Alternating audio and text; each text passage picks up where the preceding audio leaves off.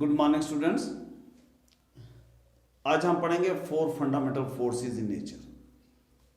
4 fundamental forces हैं जो nature में काम करती हैं।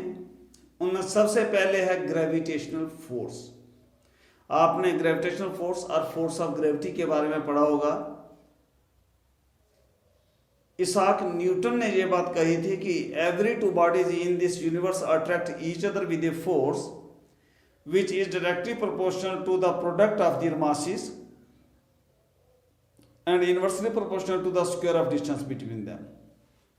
Suppose हमारे पास दो बॉडीज हैं जिनका मास एक ये बॉडी है, इसका मास m1 है और एक ये बॉडी है, इसका मास m2 है और ये एक दूसरे से इनके सेंटर जो है वो r की दूरी पर हैं।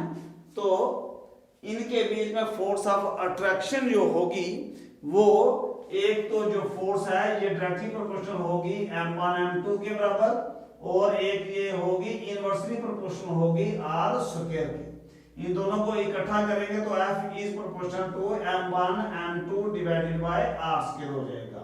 और जब ये जो साइन ऑफ प्रोपोर्शनलिटी है इसको जब हम रिमूव करेंगे तो इसकी जगह इक्वल टू लगाएंगे और एक यहाँ कांस्टेंट लगाना पड़ेगा, that is equal to g m1 m2 by r square, where g is universal gravitational constant or universal constant of the gravitational और इसकी वैल्यू होती है 6.6 into 10 raised to power minus 11 newton metre square पर coulomb square, newton metre square पर coulomb square, ये इसकी value होती है g की।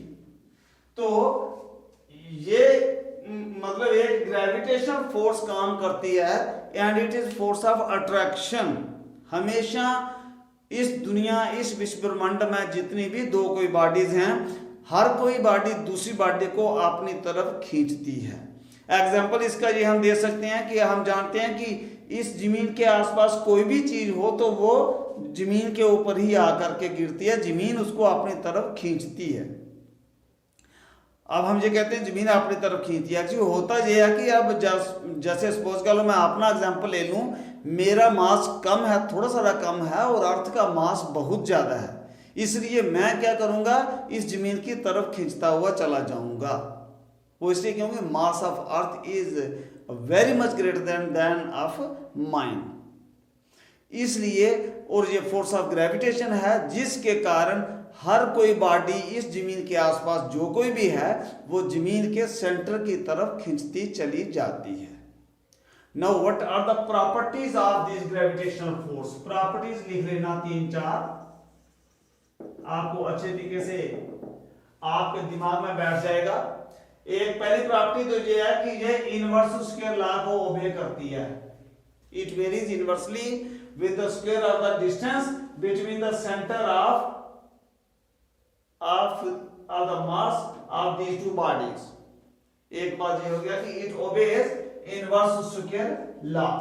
उसके बाद दूसरी हमने बात की थी it is attractive in nature only। ये अट्रैक्टिव है, हर कोई बॉडी अट्रैक्ट ही करती हैं, एक दूसरे को रिपेल नहीं करती हैं। नंबर 2 आ गया। नंबर 3 आ गया it's a long range force, long range force है ये। नंबर 2 है it is the weakest force in nature, सबसे कमजोर फोर्स ग्रेविटेशनल फोर्स गिनी जाती है, अच्छे से दिमाग में रखना। उसके बाद 5वीं है कि it's a central force because it acts along the centre of the masses of two bodies. इनके सेंटर जो होंगे, इसके सेंटर जो है इसके लाइन के अक्रॉस सीधी ये काम करती है और इसलिए हम कहते हैं कि everybody on the surface of earth or the near the surface of earth is attracted towards the center of this earth। हमारे अर्थ के सेंटर की तरफ खींचती जाती है। It's a central force and hence conservative in nature. ये आ गया सबसे पहला ग्रेविटेशनल फोर्स। नंबर 2 है electromagnetic force. Electromagnetic force, electromagnetic force बच्चों क्या होती है कि the force between moving charge particles. Charge particle जब दो मूव कर रहे होते हैं उनके बीच जो फोर्स होती है दैट इज इलेक्ट्रोमैग्नेटिक फोर्स। जब ये चार्ज रेस्ट पे होती हैं तो उनके बीच में इलेक्ट्रिक फोर्स होती है, जब मूव कर रहे होते हैं तो इनके बीच में मैग्नेटिक फोर्स भी हो जाती है, एक्ट करती है, और ये दोनों मिला करके इलेक्ट्रिक और मैग्नेटिक फोर्स मिल करके इलेक्ट्रोमैग्नेटिक फोर्स बनती है।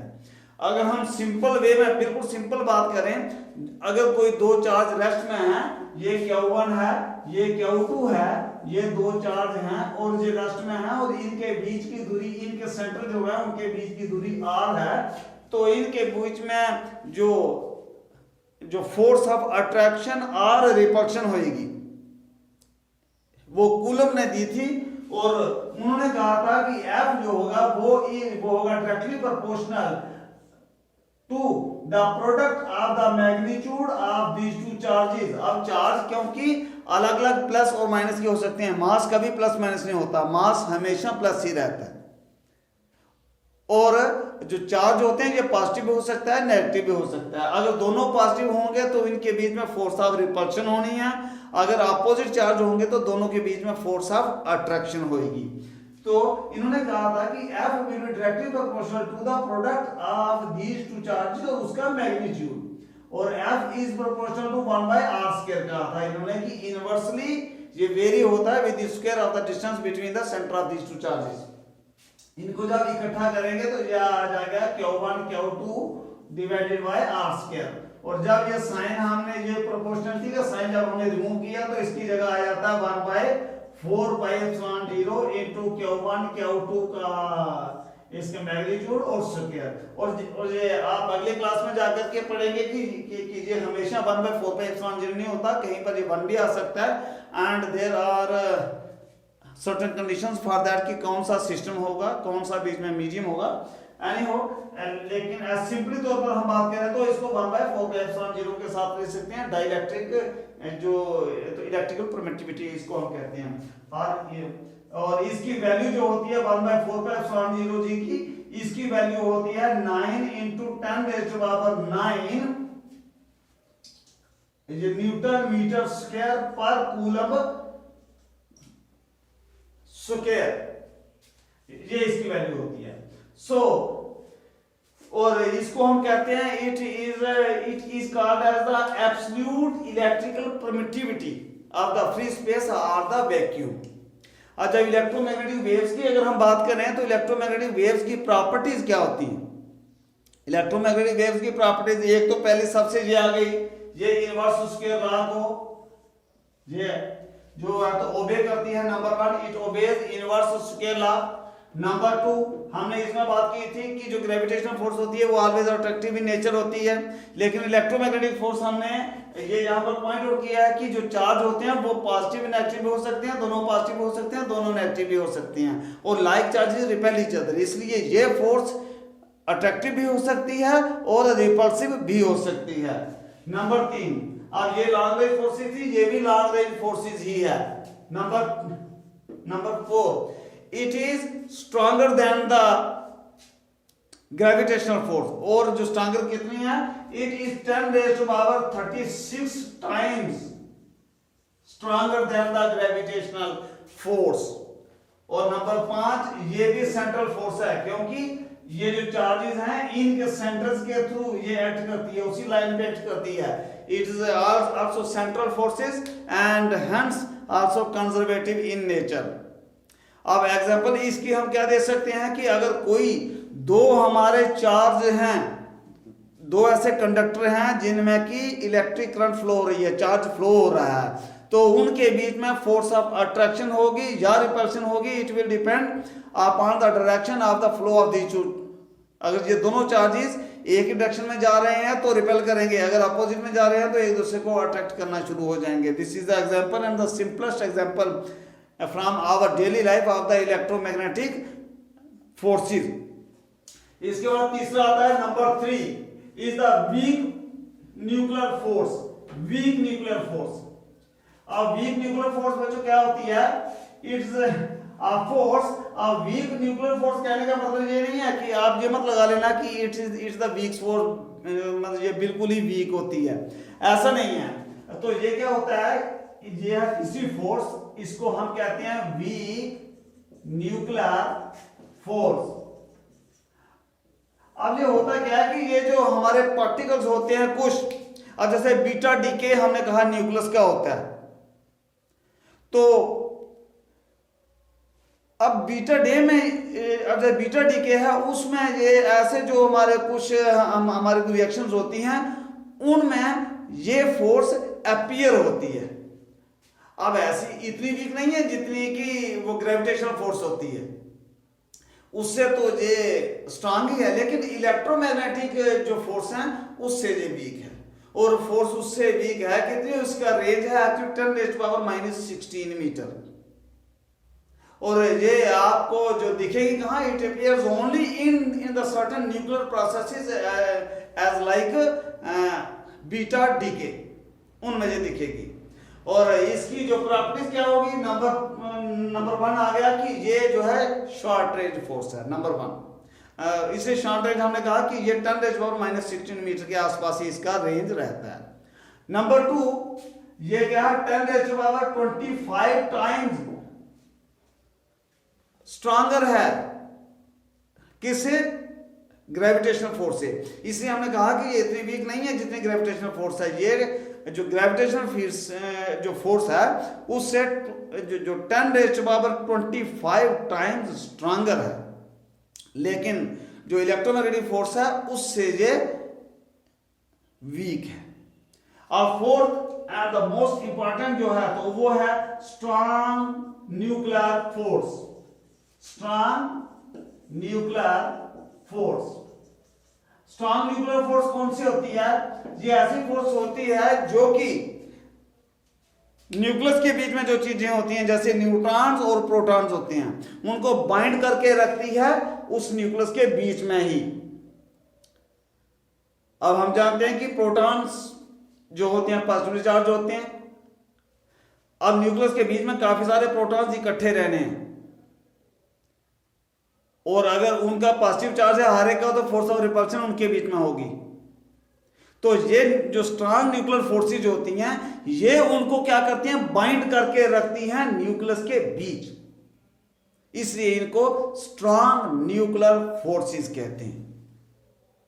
और इनका अब एग्जाम्पल क्या हो सकता है, एग्जाम्पल इसका हो सकता है कि एग्जाम्पल वही है कि इसका कि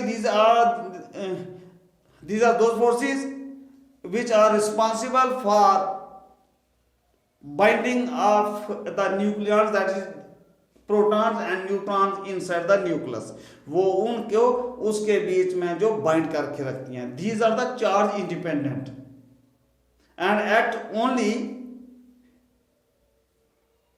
within a very small range, 10⁻⁻15 metre, जो कि हमारा न्यूक्लियर का साइज है, उनके उन तक ही ये जो है काम करती हैं। इसलिए हम कहते हैं कि ये शॉर्ट रेंज फोर्सेस हैं। इनकी प्रॉपर्टीज क्या आ गई, नंबर 1 प्रॉपर्टी आ गई कि it is the strongest force in nature. और ये कितनी स्ट्रॉन्गेस्ट है, ये 100 टाइम्स है इलेक्ट्रोमैग्नेटिक जो फोर्स है उससे भी।